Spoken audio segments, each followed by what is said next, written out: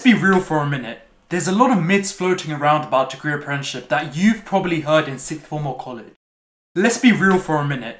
There's a lot of myths floating around about degree apprenticeship that you've probably heard in sixth form or college. Some are outdated, some are completely wrong, and some are rooted in complete snobbery. That's why I want to be busting 5 of the biggest myths I always hear about degree apprenticeships. Because at Vanguard Society, we're all about keeping it real, and as a Big 4 degree apprentice and the founder of Vanguard Society, I want to give you the raw, transparent truth. So with that being said, let's talk about the key takeaways. Apprenticeships are for dumb people. Apprentices don't get paid a lot. Apprenticeships are low-level qualifications. Apprentices do not get responsibility at work. And apprentices have no social life. We're going to be tackling it one by one. Let's get into it. Starting with apprenticeships are for dumb people. I mean, this one actually infuriates me because not many people know how hard it is to get a degree apprenticeship. As you can see, a few of my posts went viral about talking about the 0.7% acceptance rate degree apprenticeships have. And here's the truth. It's more competitive and much harder to get a degree apprenticeship in 2025 and 2026 than it is to get into the top universities. This is in my opinion. This is solely based on the acceptance rates, which are how many university or apprentice students are admitted onto the course.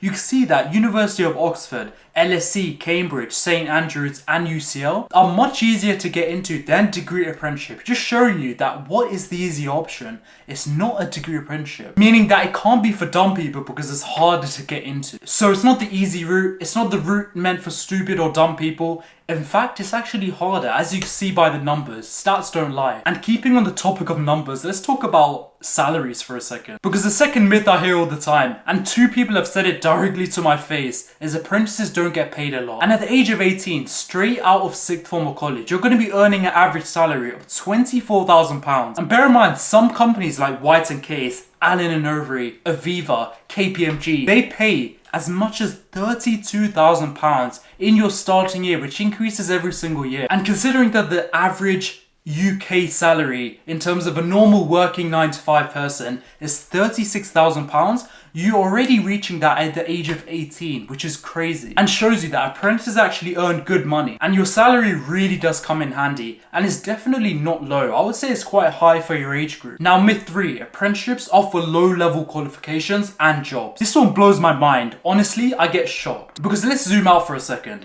What are the biggest companies in the world? We have AstraZeneca, Shell, HSBC, Unilever, and as you can see, they're worth billions.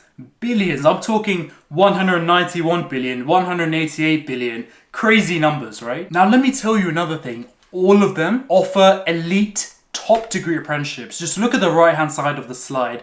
I've put together AstraZeneca, Shell, HSBC, Unilever, BP. These are the biggest global companies in the world and they're all offering degree apprenticeships. So to say that apprenticeships are for low level jobs and for people who don't want qualifications like hairdressers and bin men, it's completely false. You could become a chartered accountant, banker, corporate lawyer through a degree apprenticeships. Times have changed. Moving on to another one that really annoys me, given how hard we work, which is apprentices don't get responsibility. I mean, why would they pay you a £25,000 plus salary working with the biggest companies in the world with really important jobs like looking at financial positions like at KPMG? Why would a company trust you to do that if they did not give you responsibility? Of course they do. They let you join real meetings, do real client calls, handle real projects. And whilst most of your university mates are just submitting pieces of paper, getting a paper of degree, that doesn't really mean much in the job market.